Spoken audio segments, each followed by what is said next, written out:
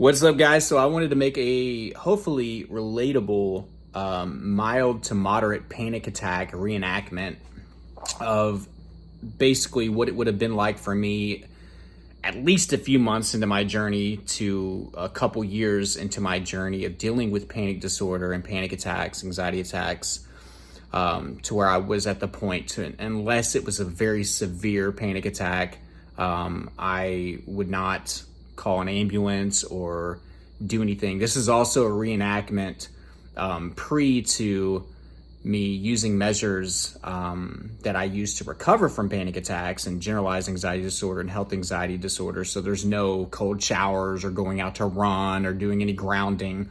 This is kind of how I would just sit in my own filth and not respond the correct way, just had the symptoms on me, but not in a good way. I wasn't just letting the symptoms in.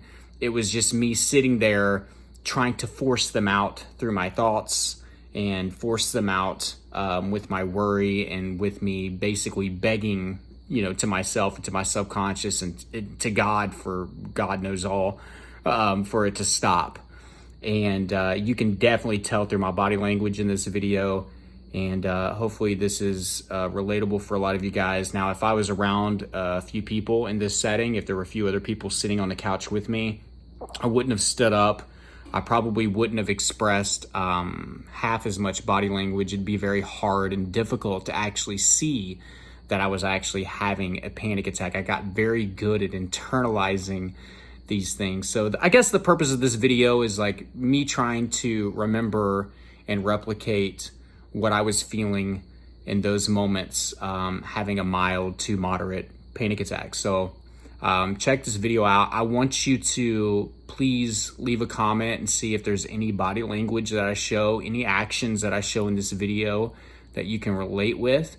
To the naked eye, somebody watching this that's never experienced a panic attack would probably think like, what is this guy doing? Or it doesn't look that bad. But you can definitely tell if you've struggled through this, what's going on in my head and what's going on in my body. So I thought I'd share this with you. You just figure it out. Hey, when Ezekiel Elliott was a first year back and a second year back and a third year back, nobody could stop it. He led the league in rushing for 6 years. Saquon Barkley did this with you, and in his second year, his third year, he got hurt. What you did? He blinded you with a lot of highlights. And he Blinded you with a lot of highlights. He's looked hard at the rest of it. He's not a productive running back. Never was. Okay. You don't have to sign him. You don't need him in Dallas. That's fine. Okay, so what do you think's going to happen in a loaded running back free agent market? He's the top of the class in this loaded running back class. I don't know if Josh Jacobs is getting out of Oakland or Las Vegas. I don't think so. I think they'll try to re-sign him. I hope you're right for a piece. I think they'll re-sign him. Outside of that, Derrick Henry. but Derrick Henry's over 30 years old. He's a big back. It's not the same type of back that can stop. Go ahead, go sign him. I've never seen the Dallas Cowboys with a big back like that. When was the last time they had a six? Zeke was. I mean, he's too I'm talking about Derrick Henry. When was the last time the Cowboys had a big back? Well, we go with that. There you go. So that may not be their style. But if you want Derrick Henry, go ahead and get him. You go right ahead and you sign him. I'm just telling you that I believe that the Cowboys should make a run at it, as well as the Houston Texans and maybe the Chargers and a couple other teams that need backs. But you don't think he can play.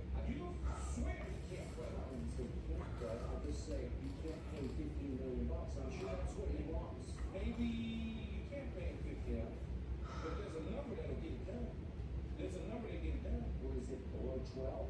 Because that's what the Giants just said no to. It might be. Yeah. It might be. It's all about the devil is in the details. How are you structuring my contract? What are you giving? How much money am I making in the first 2.5 years of guaranteed real money at this position?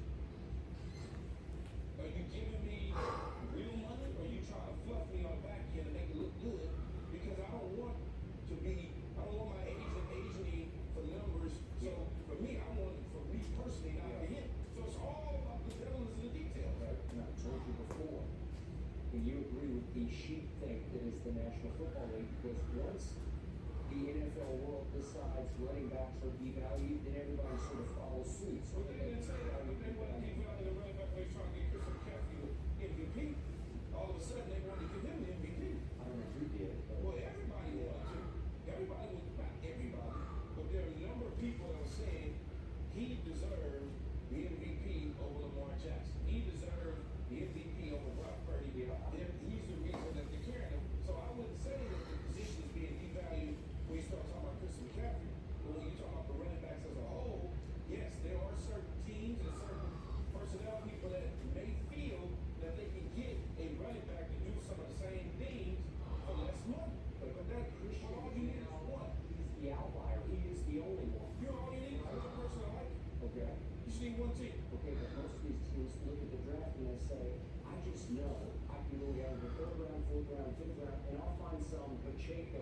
Maybe you will. Yeah. And then again, maybe you won't. Yeah. But they see what Kyle has done with any number of single line backs. Detroit Lions, Yes. they value kids. Oh, They went and got him that first round. that's a home run. They went and got him. Yes, they did. So I agree with what that. Dan Campbell and his team want to do is they like running football. And they know that that is value for what their style is. Agreed. Where the Arizona Cardinals and the Cliff Kingsbury did not value the running back position because all they want to do is throw every game.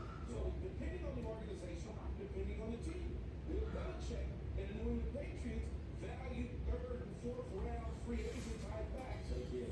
Because they can say, hey, if I can get 1,500 yards out of the position by committee, that's what we look for. But they valued Dante Staniaki as their offensive line coach. That is true. To teach The skills. Dallas Cowboys has always drafted running backs high. I don't care if it was Emmitt Smith or Ezekiel Elliott, guys in between. They've always said, oh, we'll take a running back in the top 50 picks because they're not afraid of that. That's what they like. Every team is different, Skip. Every single team is different. Okay, but the league is looking at what Kyle has done with the assembly line pre-McCaffrey, and then what Mike McDaniel's done with the assembly line backs, and what Baltimore has done with the assembly line backs. They had a number of backs with high draft picks throughout the they took guys from the back end of their career. They had backs at the end of their careers on the back end. They try to get them out of whatever little bit they had left. But the Tennessee Titans had no problem taking backs high. They like backs. They like the Chris Joneses of the world, the Derrick Henrys of the world. They don't have them. So, as you can see, nothing crazy, right? This is a mild to potentially moderate panic attack where the ambulance wasn't called or I wasn't running to seek help from either family or friends or jumping on the phone to call somebody or driving to the hospital or anything like that. It was me attempting to deal with it because at this point I had dealt with so many panic attacks, so there was a little bit of an acceptance there that this was potentially anxiety because I hadn't died yet from all these hundreds and hundreds of panic attacks, which I thought were heart attacks. But you can see in the video, like I'm trying to force them out. You know what I mean? I'm not grounding, I'm not taking action.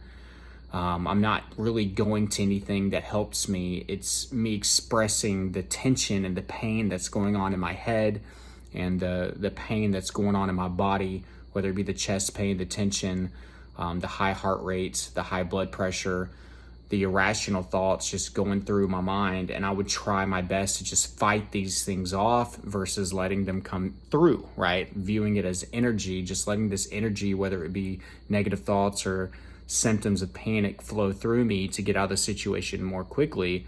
I would try to resist and to fight, right?